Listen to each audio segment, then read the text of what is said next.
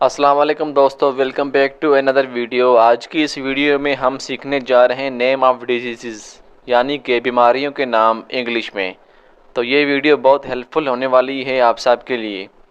इस तरह की मज़ीद तालीमी वीडियोस देखने के लिए हमारे यूट्यूब चैनल को सब्सक्राइब कर दें ताकि हमारी हर आने वाली वीडियो आपको मिलती रहे। तो चलें दोस्तों, आज के लेसन का आगाज़ करते हैं हम यहाँ से। सबसे पहला लफ्ज़ आता है बुखार, और बुखार को इंग्लिश में कहते हैं फीवर। फीवर, बुखार को इंग्लिश में कहते हैं फीवर। फीवर। उसके बाद आता है कब्ज़। तो दोस्तों, कब्ज़ को इंग्लिश में कहते हैं कॉन्स्टिपेशन। कॉन्स्टिपेशन। ज़ुकाम। तो दोस्तों, ज़ुकाम को इंग्लिश में कहते हैं फ्लू। ज़ुकाम को इंग्लिश में कहते हैं फ्लू। उसके बाद आता है मिर्गी की बीमारी को इंग्लिश में कहते हैं एपिलेप्सी। एपिलेप्सी। मिर्गी की बीमारी को इंग्लिश में कहते हैं एपिलेप्सी। उसके बाद आता है जले हुए ज़ख्म को इंग्लिश में कहते हैं फेस्टरिंग सोर। फेस्टरिंग सोर। फेस्टरिंग सोर यानी कि जला हुआ ज़ख्म। नासूर को इंग्लिश में कहते हैं फेस्टुला। नासूर को इंग्लिश में कहते हैं फेस्टुला। फेस्टुला। नासूर को इंग्लिश में कहते हैं फेस्टुला। सोजश को इंग्लिश में कहते हैं इन्फ्लेमेशन। इन्फ्लेमेशन। सोजश को इंग्लिश में कहते हैं इन्फ्लेमेशन। इन्फ्लेमेशन। बेख्वाबी की बीमारी को इंग्लिश में कहते हैं इंसोमिनिया। इंसोमिनिया। बेख्वाबी की बीमारी को इंग्लिश में कहते हैं इंसोमिनिया। इंसोमिनिया। यरकान की बीमारी को इंग्लिश में कहते हैं जॉन्डस। जॉन्डस। हैज़े की बीमारी को इंग्लिश में कहते हैं कोलरा। कोलरा। कोलरा। पेट के दर्द को इंग्लिश में कहते हैं कॉलिक पेन। पेट के दर्द को इंग्लिश में कहते हैं कॉलिक पेन। Colic pen. खांसी की इंग्लिश होगी कॉफ। कॉफ। मोतियाबिंद की बीमारी को इंग्लिश में कहेंगे कैटारेक्ट। कैटारेक्ट। मोतियाबिंद की बीमारी को इंग्लिश में कहेंगे कैटारेक्ट।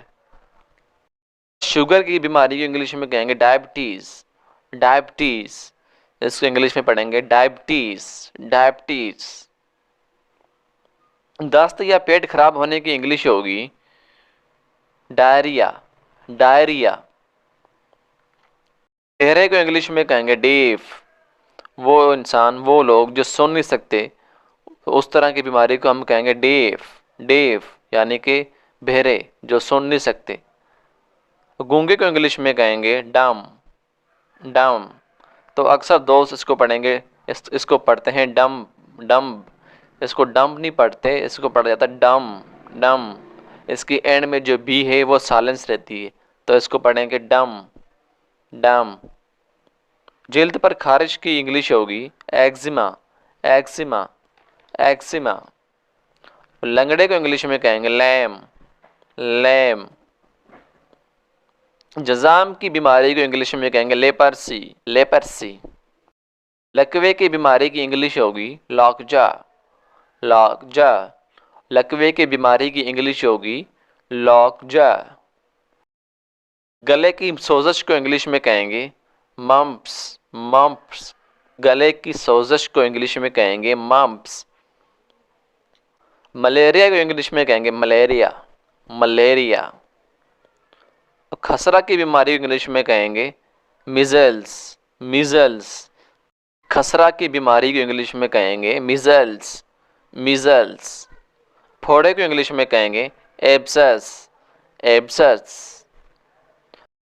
खून की कमी को इंग्लिश में कहेंगे एनीमिया। एनीमिया। एस्थमा। दमे के मर्ज को इंग्लिश में कहेंगे एस्थमा। एस्थमा। गंजे को इंग्लिश में कहेंगे बाल्ड। बाल्ड। डकार को इंग्लिश में कहेंगे बेल्च। बेल्च। خون کے نکلنے یا خون کے بہنے کو انگلش میں کہیں گے بلیڈنگ. بلیڈنگ یعنی کہ خون کا نکلنا. بلیڈنگ. پیٹ کی بادی یا گیس کو انگلش میں کہیں گے گیسٹرک. گیسٹرک. گیسٹرک یعنی کہ پیٹ کی بادی. گلڑ کی بیماری کو انگلش میں کہیں گے گائٹر. گائٹر. گائٹر. سوزاک کو انگلش میں کہیں گے گونڈریا. گونڈریا. پیپدار زخم کو انگلش میں کہیں گے پس. پس.